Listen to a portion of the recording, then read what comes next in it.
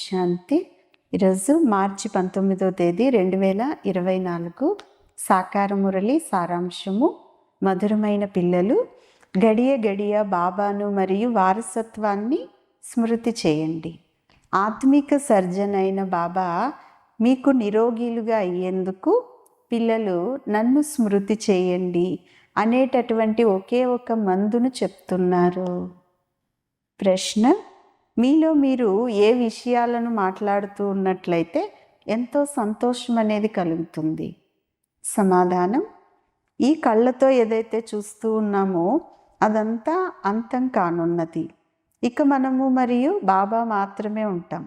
మధురమైన బాబా మనల్ని స్వర్గానికి అధికారులుగా చేస్తారు అంటూ ఈ విధంగా మీతో మీరు మాట్లాడుకోండి.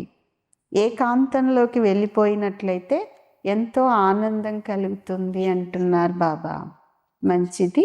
మధురాతి మధురమైన అపురూపమైన పిల్లలకు తల్లి తండ్రి బాప్దాదాల యొక్క ప్రియ స్మృతులు మరియు గుడ్ మార్నింగ్.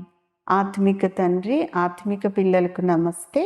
ఆత్మిక పిల్లలు ఆత్మిక తల్లి తండ్రికి ప్రియ స్మృతులు, గుడ్ మార్నింగ్ మరియు డబల్ నమస్తే.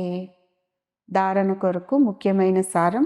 మొదటి పాయింట్: ఏకాంతంలో కూర్చొని బాబాను స్మృతి చేస్తూ సంపాదన జమ చేసుకోవాలి. స్మృతి చేసే సమయంలో మనస్సు అటు ఇటు పరిగెత్తటం లేదు కదా. మధురమైన బాబాను ఎంత సమయం స్మృతి చేస్తున్నాము అని మీలో మీరు పరిశీలించుకోండి అంటున్నారు బాబా. రెండవ పాయింట్: మమ్మల్ని బాబా రావణుడి యొక్క పంజరం నుంచి విముక్తులుగా చేసేశారు. ఈ ప్రపంచంలో ఏదైతే వేడి చలి ఉండవో అటువంటి ప్రపంచానికి ఇప్పుడు మేము వెళ్తున్నాం. అక్కడ ఎల్లప్పుడూ వసంత ఋతువే ఉంటుంది అని సదా సంతోషంలో ఉండాలి.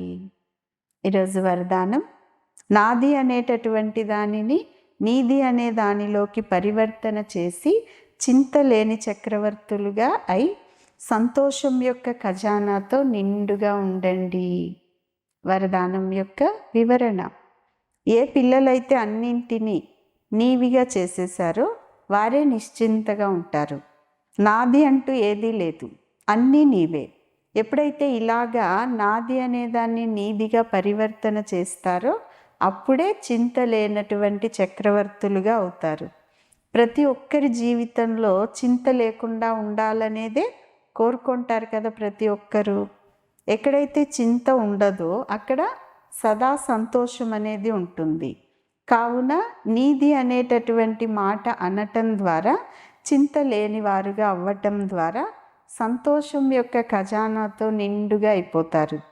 నిశ్చింత చక్రవర్తులైన మీ వద్ద సతీగంలో కూడా ఉండనటువంటి లెక్కలేనంత తరగని అవినాశి ఖజానా ఉంది అంటున్నారు బాబా. స్లోగన్: ఖజానాలను సేవలో వినియోగించటం అంటే ఉపయోగించటం అనగా జమా ఖాతాను పెంచటము. మంచిది. ఓం శాంతి.